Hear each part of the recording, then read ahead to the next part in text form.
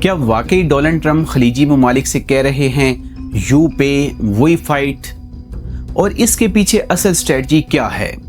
اگر United States Iran کے خلاف گراؤنڈ وار شروع کرتا ہے تو اس کے ریئل کاسٹ کون برداشت کرے گا؟ کیا ایران واقعی مڈل ایسٹ کی اگلی سپر پاور بننے جا رہا ہے؟ اور سب سے بڑا سوال، کیا گلف اسٹیٹس اپنی سیکورٹی کے لیے ٹریلینز آف ڈالر پے کرنے کے لیے تیار ہیں؟ میں ہوں عتیق زاہد، آپ دیکھ رہے ہیں گلوبل پوائنٹ۔ گلوبل پوائنٹ پر ہم دنیا کے ماحول کو ایک ایسے اینگل سے دیکھیں گے جس اینگل سے شاید ابھی تک نہیں دیکھا گیا۔ امریکن موقف جو وائٹ ہاؤس سے بھی سامنے آیا ہے، اگر یونائٹڈ اسٹیٹس ایران کے خلاف ملٹری ایکشن لیتا ہے، جسے کچھ لوگ اسرائیل کی جنگ بھی کہہ رہے ہیں، تو اس کا خرچ امریکہ نہیں بلکہ سعودی عرب اور یونائٹڈ عرب امارٹس اٹھائیں گے۔ یہاں ایک اور اہم پہلو بھی سامنے آتا ہے۔ محمد بن سلمان پر بڑھتا ہوا ٹرمپ پولیٹیکل پریشر، ان پر تنقید بھی ہو رہی ہے اور ایک طرح سے انڈائریکٹ ڈیمانڈ بھی ہے کہ وہ اس پاسبل کنفلکٹ میں فائنینشل سپورٹ دیں۔ سوال یہ بھی اٹھتا ہے، آخر سعودی عرب اور یو اے ای کیوں پے کریں؟ دیکھیں، سچویشن کافی کمپلیکس ہے۔ ایک طرف ایران ریجن میں اپنی انفلوئنس بڑھا رہا ہے، دوسری طرف golf countries already economic pressure میں ہیں۔ اسٹریٹ آف ہرموز کرائسس کی وجہ سے آئل ایکسپورٹس متاثر ہو رہی ہے، انفراسٹرکچر رسک اور بجٹ ڈیفیسٹ بھی بڑھ رہا ہے۔ اس کے باوجود گلف اسٹیٹس ایک کشمکش کا شکار ہیں۔ اگر وہ امریکہ کو سپورٹ نہیں کرتے تو رسک ہے کہ امریکہ پیچھے ہٹ جائے گا، اور اگر ایسا ہوا تو ایران مزید پاورفل ہو سکتا ہے، جس سے ریجنل پاور بیلنس ڈسٹرب ہو جائے گا۔ یعنی یہ صرف جنگ نہیں بلکہ ایک اسٹریٹجک گیمبل ہے۔ اب گلف کنٹریز کے سامنے دو راستے ہیں، پے دا پرائس اور اپنی سیکورٹی کو شارٹ ٹرم میں محفوظ کریں، یا ریفیوز کریں اور لانگ ٹرم میں ایک سٹرونگر ایران کا سامنا کریں۔ آخر میں بات یہی ہے کہ یہ پورا معاملہ ایک پاور گیم بن چکا ہے، جہاں جنگ سے زیادہ اہم یہ ہے کہ کاسٹ کون اٹھائے گا اور فائدہ کس کو ہوگا۔ ماہرین خاص طور پر رابرٹ پیپ کے مطابق ایران کے ساتھ یہ کنفلکٹ ایک ملٹی فیز اسکیلیشن بن چکا ہے، جو سٹیپ بائی سٹیپ آگے بڑھ رہا ہے۔ سب سے پہلے لیڈرشپ ٹارگیٹنگ کی گئی، یعنی ایران کی اہم قیادت اور اسٹریٹجک ایسٹس کو نشانہ بنایا گیا تاکہ اس کی کمانڈ اور کنٹرول ویکن ہو جائے۔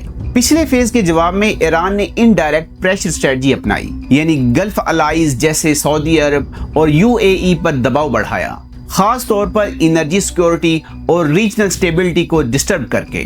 اب نئے فیز کی پوسیبلٹی یہ ہو سکتی ہے کہ اگر یونائٹڈ اسٹیٹ گراؤنڈ آپریشن شروع کرتا ہے تو یہ کنفلکٹ ایک فل سکیل وار میں تبدیل ہو سکتا ہے، جو پورے مڈل ایسٹ کو امپیکٹ کرے گا۔ اب یہاں سوال یہ ہے کہ گلف کنٹریز کیوں اپنا موقف بدل رہے ہیں؟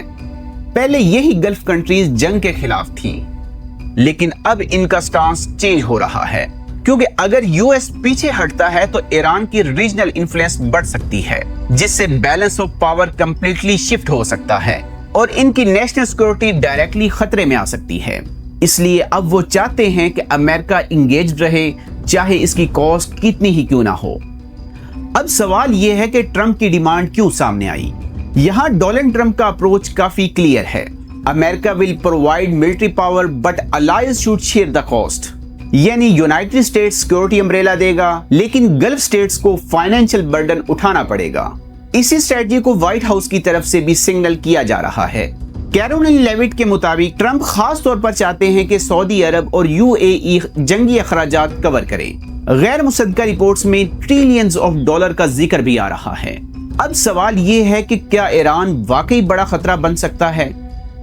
اگر ایران اپنی پراکسی نیٹ ورکس اور ریجنل الائنسز کو ایکسپینڈ کرتا رہا اور اسٹریٹ آف ہرموز جیسے اہم روٹس پر پریشر برقرار رکھتا رہا تو گلف اکانومی ہیویلی متاثر ہوں گی، آئل ایکسپورٹس رسک میں رہیں گے اور لانگ ٹرم میں ایران ایک ڈومیننٹ ریجنل پاور بن سکتا ہے۔ کیا امریکہ کا پیچھے ہٹنا اسٹریٹجک فیلئر ہوگا؟ یہاں ایکسپرٹس ڈیوائیڈڈ ہیں۔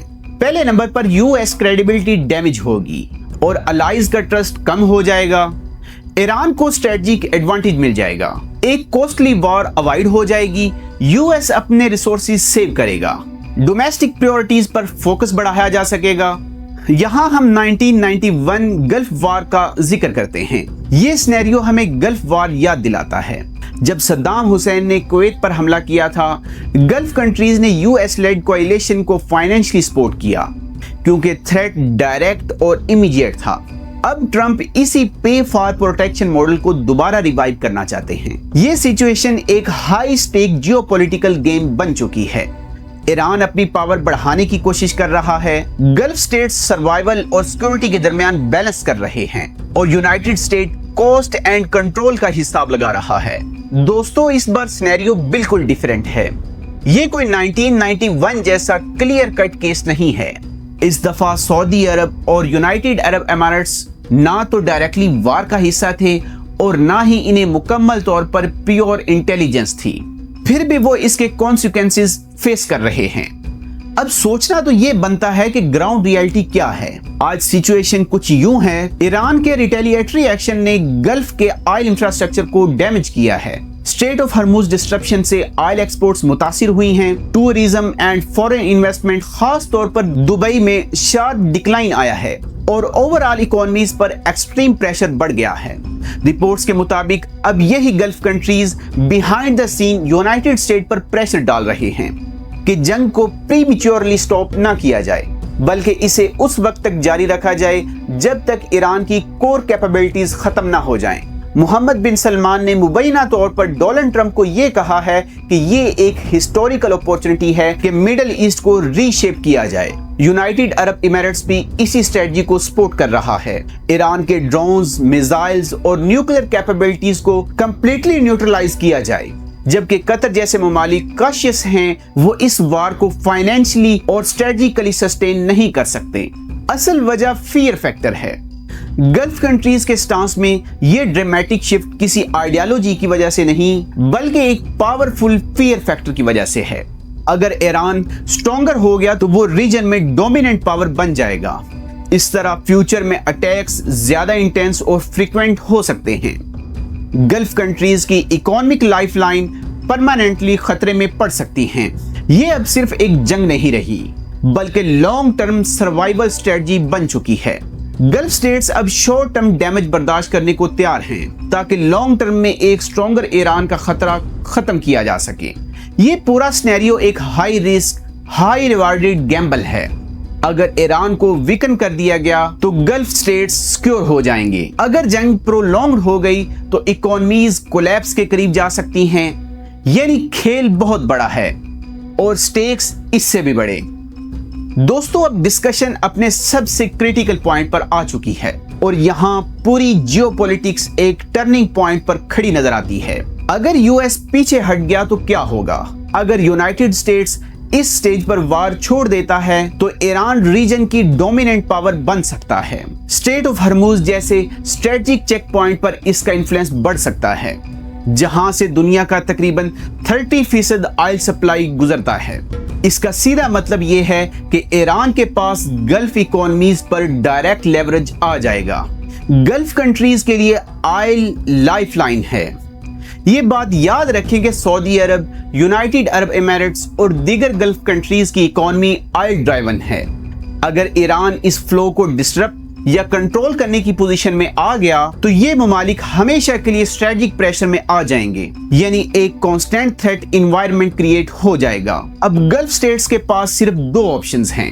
पहला ऑप्शन ये है कि अभी वार कॉस्ट पे करें और फाइनेंशियल इकोनॉमिक डैमेज एक्सेप्ट करें, या दूसरा ऑप्शन ये है फ्यूचर में स्ट्रॉन्गर ईरान के सामने एडजस्ट या इवन कॉम्प्रोमाइज करें। ट्रंप डॉक्ट्राइन पे एंड फाइट यही वो जगह है जहां डोनाल्ड ट्रंप का अप्रोच सामने आता है। You pay we fight. US military power देगा, लेकिन अलाइज को फाइनेंशियल बर्डन शेयर करना होगा।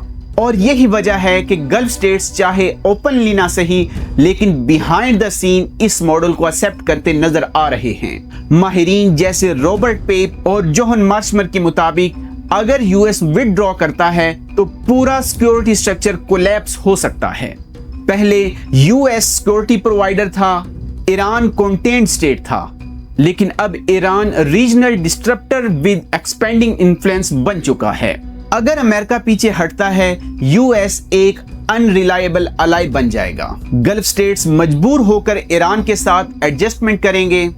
कतर जैसे ममालिक के बिहेवियर में ऑलरेडी इसकी झलक नजर आ रही है। ये सिर्फ मिलिट्री गेम नहीं, ये एक इकोनॉमिक स्ट्रेटजी भी है।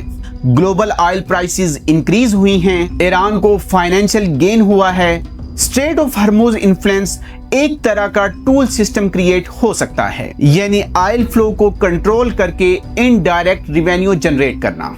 और प्रॉक्सी वार का भी खतरा है। ईरान की स्ट्रेटजी डायरेक्ट नहीं बल्कि हाइब्रिड वॉरफेयर पर भी बेस्ड है। रीजनल प्रॉक्सी नेटवर्क्स को स्ट्रेंथन करना, सेक्टेरियन फॉल्ट लाइन को एक्सप्लॉइट करना, इंस्टेबिलिटी क्रिएट करना, जहां ईरान को स्ट्रेटेजिक फुटहोल्ड मिल सकता है, जिसके बाद सऊदी ऑयल रीजन भी प्रेशर में आ सकते हैं। अगर ईरान को इसी ट्रेजेक्टरी पर छोड़ दिया गया तो गवर्नमेंट्स ग्रेजुअली वीकन हो सकती हैं, प्रॉक्सी कॉन्फ्लिक्ट्स बढ़ सकते हैं, पूरा मिडल ईस्ट एक न्यू पावर स्ट्रक्चर में शिफ्ट हो सकता है। अब सवाल ये है कि असल खौफ क्या है? गल्फ स्टेट्स का कोर फियर बहुत सिंपल है, if not stop today Iran में डोमिनेट टुमारो।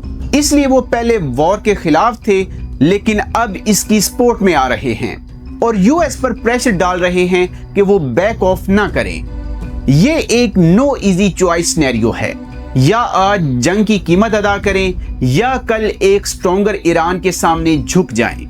और यही वो मोमेंट है जहां सऊदी अरब, यूनाइटेड अरब एमिरेट्स और पूरा वेस्ट एक एक्सट्रीमली फ्रेजाइल जियोपॉलिटिकल फेज में दाखिल हो चुके हैं। ये सिर्फ एक कॉन्फ्लिक्ट नहीं, ये आने वाले डिकेड्स के पावर बैलेंस का फैसला है। क्या सऊदी अरब और यूनाइटेड अरब एमिरेट्स वाकई सही फैसला कर रहे हैं? क्या ये एक डेंजरस गैम्बल है?